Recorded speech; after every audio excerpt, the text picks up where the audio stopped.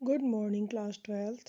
और आज हम करेंगे चैप्टर 11 का part 1 fashion design and merchandising. Fashion design और व्यापार के बारे में हम डिटेल में यहाँ पर पढ़ने जा रहे हैं। So let's start. तो सबसे पहले हम इसका इंट्रोडक्शन पढ़ेंगे बच्चों। देखिए, आज के टाइम में जो इंटरनेट का बहुत ज़्यादा यूज हो रहा है, वैश्वीकरण होता जा रहा है, उसकी वजह से फैशन डिजाइन और व्यापार बहुत अधिक आकर्षक और उत्साहवर्धक जीविका विकल्पों में से एक है। भारत जैसा देश जो सदियों से वस्त्रों के माध्यम से सौंदर्य बोध अभिव्यक्ति और परिधान निर्माण और व्यापार के क्षेत्र में अग्रणी रहा है, आगे रहा है, वहाँ पे हाल ही के वर्षों में फैशन डिजाइन के क्षेत्र में बहुत तेजी से वृद्धि और विकास हुआ है। इस क्षेत्र में तेजी से हो रहे विकास की वजह से नई नई करियर संबंधी संभावनाएं भी बहुत ज़्यादा बढ़ गई हैं और लोगों की जो रचनात्मक लालसा है, फैशन उद्योग उस चीज़ को पूरा कर रहा है। और इस चैप्टर में हम फैशन व्यापार के संबंध में डिटेल में पढ़ेंगे।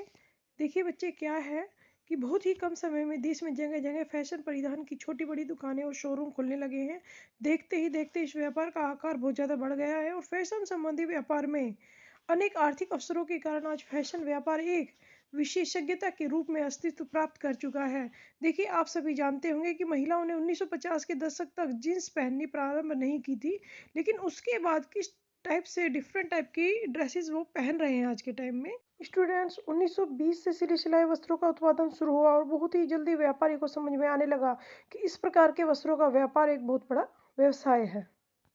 बच्चों, इस चैप्टर में हम पढ़ेंगे वस्त्र उद्योग में फैशन डिजाइन और व्यापार का महत्व, फैशन की मूलभूत धारणाएं क्या हैं, फैशन संबंधी व्यापार में करियर बनाने के लिए आवश्यक ज्ञान और कौशल, और फैशन डिजाइन और व्यापार उद्योग में जीविका के विभिन्न अवसर।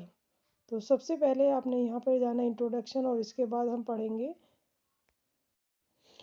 अब हम पढ़ेंगे फैशन डिजाइन और व्यापार का महत्व। तो देखिए, इसका बहुत ही बड़ा महत्व है हमारी लाइफ में, क्योंकि इसी के थ्रू फैशन व्यवसाय की जो कार्यविधि है उसको हम समझ पाते हैं।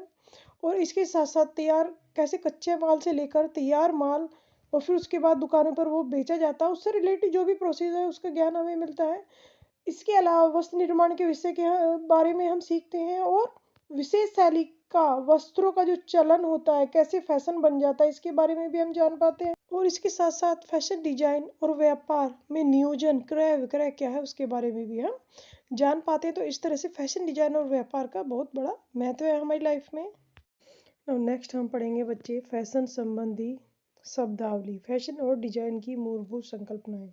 तो इसमें जो फैशन टर्मिनोलॉजी होती है उसमें आपका सबसे पहले फैशन है। देखिए, किसी एक समय में अवधि के दौरान सबसे अधिक जो भी प्रचलित शैली है उसे फैशन कहेंगे। नेक्स्ट स्टाइल है, किसी परिधान या सहायक सामग्री की विशेष दिखावट या विशिष्टता को हम शैली कहते हैं। नेक्स्ट है फेड्स।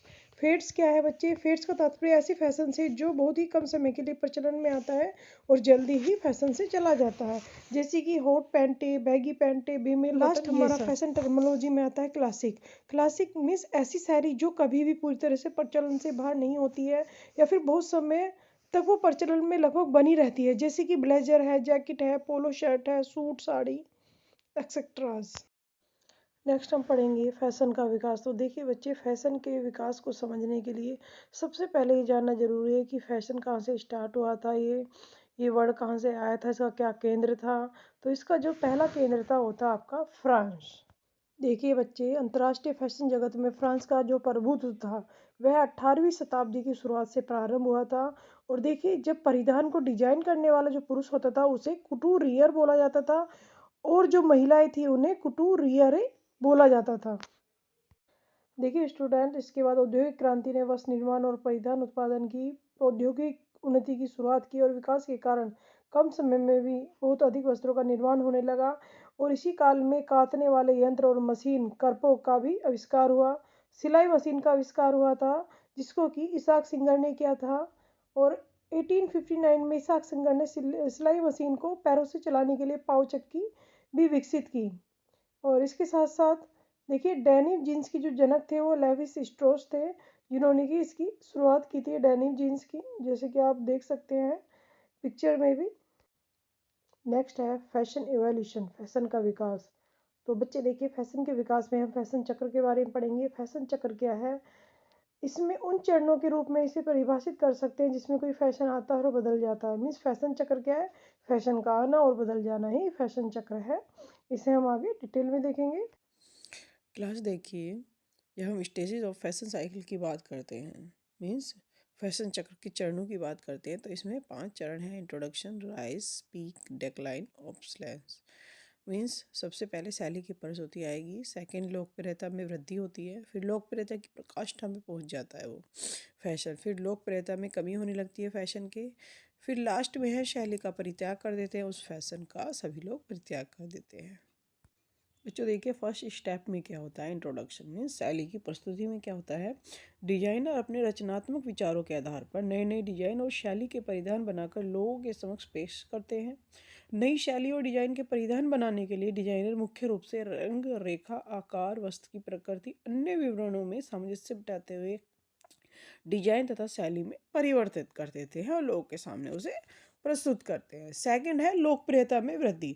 देखिए, जब कोई नया फैशन बहुत से लोगों द्वारा खरीदा और पहना जाता है तो उस फैशन शैली को लोकप्रियता में वृद्धि कहा जाएगा। फिर नेक्स्ट आता है लोकप्रियता की प्रकाष्ठा। देखिए, जब कोई फैशन लोकप्रियता के शिखर पर होता है और उसकी मांग इतनी अधिक हो जाती है कि बहुत से निर्माता उसकी नकल करना शुरू कर देते हैं या फिर विभिन्न प्रकार के मूल्य स्तरों पर उसके रूपांतरणों का उत्पादन करना शुरू कर देते हैं, उसे बोलते हैं लोकप्रियता की प्रकाष्ठा। अब लोकप्रियता की में कमी आनी शुरू हो जाएगी नेक्स्ट स्टेप में। देखिए, जब प्रचलित फैशन और शैली के परिधानों का विभिन्न निर्माताओं द्वारा भारी संख्या में उत्पादन और विक्रय शुरू हो जाता है तो फैशन प्रिय व्यक्ति उस शैली से उब जाते हैं और कुछ नया देखना शुरू कर देते हैं, तो उस फैशन की लोकप्रियता की मांग घटने लगती है। नेक्स्ट है शैली का परित्याग। तो फैशन चक्र के अंतरिम पड़ाव में पहले वाले फैशन की सामग्री की मांग तथा बिक्री लगभग खत्म हो जाती है और इसी दौरान में कई फैशन प्रेमी किसी नए फैशन तथा शैली को अपनाने लगते हैं। सो स्टूडेंट्स, 11th चैप्टर का फर्स्ट पार्ट यहाँ पर कंप्लीट होता है। अब हम नेक्स्ट वीडियो में नेक्स्ट पार्ट के साथ मिलेंगे। तब तक के लिए bye bye and take care.